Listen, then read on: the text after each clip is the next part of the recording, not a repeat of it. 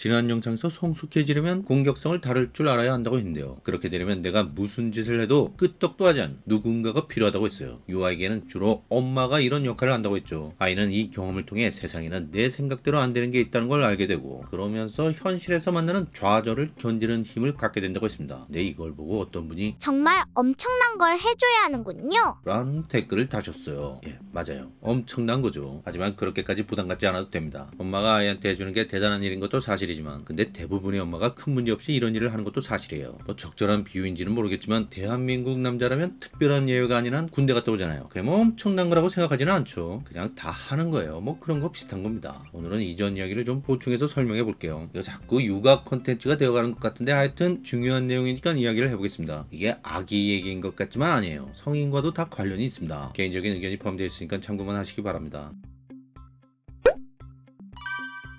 사실 너무 이상적인 얘기 아니에요? 이런 생각이 들 수 있죠. 아이가 울고 물고 때리고 자고 뒹굴고 이러면서 생떼를 쓰는데 어떻게 짜증이 안 나고 화가 안 날 수 있겠어요. 하지만 위니콧은 그러지 말라는 거죠. 그렇다고 언니 장난감을 만지게 내버려 두거나 동생을 때리게 놔두지도 말고요. 얘한테 화내지도 말고, 그러면서도 안 되는 건 안 되는 거라고 가르치라고 하니 솔직히 이거 100% 지킬 수 있는 엄마는 아무도 없는 거죠. 그렇잖아요. 현실적으로 어떻게 그게 가능하겠어요. 아니 감정이라는 게 그게 내 마음대로 되는 겁니까? 화가 치밀어 오르는데 그걸 어떻게 해요? 다만 할 수만 있다면 애 앞에서는 화를 내지 않으려고 노력하는 게 좋다는 겁니다. 적어도 애 앞에서는 이성을 잃지는 말아야 한다는 거죠. 물론 잘 안 될 수 있습니다. 하지만 노력하면 조금씩 달라지는 거죠. 어떻게 하면 화를 내지 않을 수 있을까? 내가 자꾸 화내는 이유가 뭘까? 이런 고민을 하면서 방법을 찾아보는 겁니다. 몇 번 화를 냈다고 해서 애가 완전히 이상해지거나 그렇게 되진 않아요. 물론 이런 건 있죠. 아이가 어릴수록 조심해야 합니다. 생후 6개월까지는 무조건 아이의 요구를 들어줘야 해요. 이때 아이가 요구하는 건 거의 생물학적 생존과 관련이 있거든요. 왜 그러잖아요. 처음에 무조건 사랑만 줘야 한다고. 그게 이 시기예요. 엄마 품에만 안겨 있을 때죠. 그러다가 아이가 좀 커서 스스로 움직일 수 있게 되고 기어다니고 일어서고 걷고 이러면서 이전에 하지 않던 다양한 요구를 하게 되면서 공격성이 나오면 그때 아이의 공격성을 버텨주라는 겁니다. 이렇게 버티려면 두 가지가 필요해요. 강한 팔과 따뜻한 품. 이 두 가지가 다 있어야 제대로 버틸 수가 있습니다. 아이가 그러든 말든 꿈쩍도 하지 말라는 게 말 그대로입니다. 육체적으로 그렇게 하라는 거예요. 애가 위험한 물건을 만지면 뺏어야 하잖아요. 물리적으로 엄마가 힘이 훨씬 세니까 아이의 손을 잡고 애 손가락을 하나씩 피면서 뺏을 수 있는 거죠. 그럼 아이가 울고 불고 할 수 있어요. 그리고 엄마를 때릴 수 있습니다. 이때 엄마는 때리는 아이 손을 다시 잡고 손을 내리게 할 수 있죠. 철저히 무력을 사용해서 그렇게 하라는 거예요. 물론 화는 내지 않으면서요. 예전에 설리기원이라는 주성치 영화가 있었는데요. 이게 손오공 이야기예요. 여기서 손오공이 석가열애한테 엄청 개기는 장면이 나오는데 그러다가 손바닥 안에 잡히죠. 날고 뛰어봤자 부처님 손바닥 안이라는 얘기가 여기서 생긴 거죠. 그러니까 아기는 손오공이고 엄마는 부처님이란 얘기예요. 손오공이 부처님을 알로 보고 개겼잖아요. 하지만 부처님 말을 듣게 되죠. 이유는 두 가지입니다. 첫 번째는 부처님이 압도적으로 강했기 때문이고요. 두 번째는 부처님은 그러면서도 손오공을 미워하지 않았다는 거예요. 다만 뭔가를 가르치려고 했을 뿐입니다. 영화에서처럼 석가열애는 끝까지 온화한 표정과 목소리를 유지하는 거예요. 이렇게 하면 아이는 시간이 지나면서 적응하게 됩니다. 물론 처음에는 자기 마음대로 안 되니까 발버둥 치겠지만 어쨌든 엄마는 여전히 나를 사랑하거든요.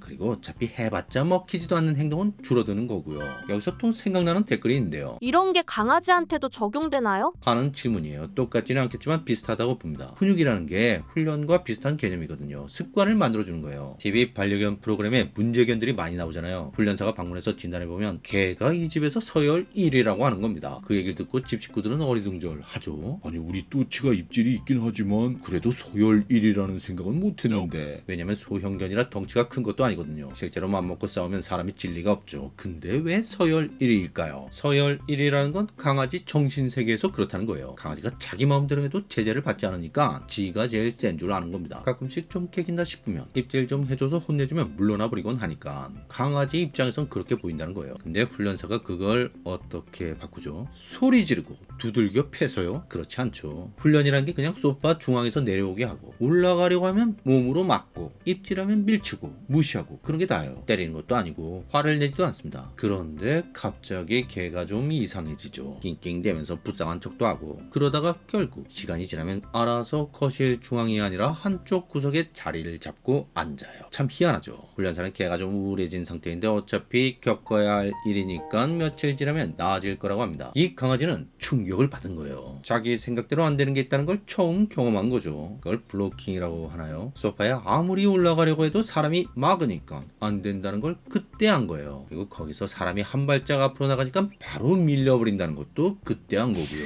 아, 이게 안 되는 거였구나 하는 걸 몸으로 알게 된다는 겁니다. 몸과 몸이 부딪히면서 알게 되는 거예요. 아이가 엄마를 때리는데 그냥 맞으면서 웃음 섞인 목소리로 엄마 때리지 마 이러는 게 아니라 그럼 애는 더 때릴 가능성이 크죠. 그러지 말고 아이 손목을 딱 붙잡고 엄마 때리면 안 돼 이렇게 단호한 목소리로 하는 거예요. 그럼 그때 아이는 알게 되는 거예요. 때리면 안 된다는 의미를 머리가 아니라 몸으로 이해하게 되는 겁니다. 손을 아무리 움직이려고 해도 안 되거든요. 자, 오해하지 마시고요. 개나 사람이나 똑같다는 말을 하는 게 아닙니다. 다만 아주 어린 시절에 아이가 알고 있는 건 내 눈앞에 낯익은 얼굴이 보이고 아마도 엄마겠죠. 그리고 어떤 작은 손이 보이는데 그 작은 손을 내가 움직일 수 있네. 그걸 움직여서 그 얼굴에 세게 갖다 대니까 찰진 소리가 들리고 찰진 감각이 느껴지네. 와, 재밌다. 이거예요. 물론 아이는 이런 언어로 된 생각을 하면서 엄마를 때리는 건 아닙니다. 말을 아직 못 배웠으니까요. 아기들은 자기 손을 유심히 봐요. 이게 뭐지? 하고 있는 겁니다. 그게 자기 건지 알려면 계속 움직이고 만지고 건드리고 이래봐야 아는 거예요. 그리고 엄마가 손을 만질 때마다 손 하면 아, 이걸 손이라고 하는 거구나. 이런 식으로 하나씩 둘씩 알기 시작하는 거죠. 아이가 엄마와 함께 시간을 보내면서 하는 모든 감각적, 감정적 경험이 쌓이면서 이게 하나로 통합되면 나라는 게 탄생하는 겁니다. 다시 말해서 아기는 아직 내가 아니에요. 내가 되어가고 있는 겁니다. 그래서 위니콧이 아이의 공격성을 품어주라는 말을 하는 거예요. 왜냐면 그 공격성도 아이의 일부거든요. 물론 이 공격성은 많은 경우 좌절되어야 합니다. 엄마 얼굴을 때리려고 하면 엄마가 손을 딱 붙잡아서 못하게 하듯이 하지만 공격성 그